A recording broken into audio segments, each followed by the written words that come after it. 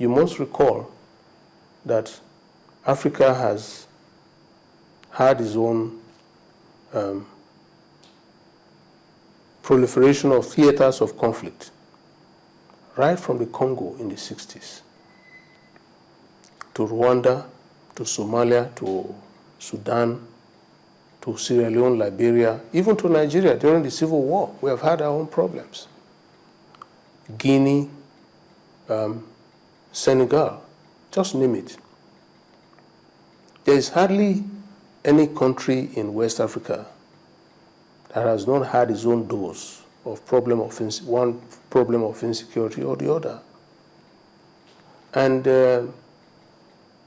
for people who cause insecurity, they have a ready recourse to small arms and light weapons. So it's not at all surprising to me that we have so many weapons circulating in West Africa right now. From your point of view, what's the sincerity of the world powers in this campaign against small arms, proliferation of small arms and light weapons? Yes, absolutely. They are the major manufacturers. They are also the major traders. However, it does not mean that they cannot be brought under control. What the UN is stressing is to regulate their activities. That is, activities of those who are manufacturing and activities of those who are trading and selling these weapons. If you are a manufacturer and somebody is coming to you to purchase consignment of small arms and light weapons, ATT now prescribes that that manufacturer must consider a number of factors before considering that that importer who wants to buy from him is prima facie qualified to even come and ask for such weapons. The same thing for countries that wish to buy weapons. If you are a governmental agency, you want to buy weapons, you have to provide justification.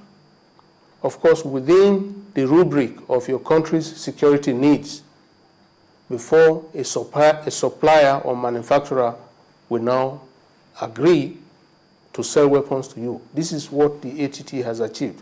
We have to rely here on the sense of responsibility of these big timers you are talking about.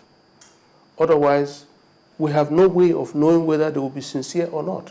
We have to continue to appeal to their sense of responsibility on this matter. Before I wrap this interview up in this edition of Network Africa, please just permit me to rub this in that you are the former Director General of National Intelligence Agency, and many Nigerians watching you would want to assume, just like me, I'm not an exception, that you are likely to have some classified facts about insecurity in Nigeria. Could you tell us or give us a hint about insecurity in Nigeria and what Nigerians need to know about insecurity in Nigeria? Well, I would say that insecurity is a reality. Insecurity is indeed a reality, and we cannot wish it away simply sitting down and praying to God and hoping that it will just disappear overnight. Something has to be done. We can pray, but we also must take decisive action to ensure that elements that are responsible for insecurity. So I would say that my advice in this regard would be for members of the public to understand that the country, as other countries in West Africa, that Nigeria is going through a lot of period of insecurity at this time. Members of the public cannot assume that this problem belongs to government. Members of the public must understand that they too have a role in stemming the tide of insecurity in Nigeria. And how are they going to do so? They can do so by opening their eyes and opening their ears. Ambassador Emmanuel Imohe, it's been a wonderful moment having you in this edition of Network Africa, bringing accounts of stewardship of the past 5 months, piloting the affairs of the committee, the Presidential Committee on Small arms and light weapons in Nigeria. Being part of this edition. I appreciate it. Thank you. Thank you. I hope we can talk again some other time. Definitely. Thank you. A time comes in the life of every race when people are driven by echoes of the past to chart a course for an exalted future. Africa is at this threshold as major actors in the Africa arena plot a renaissance towards common destiny.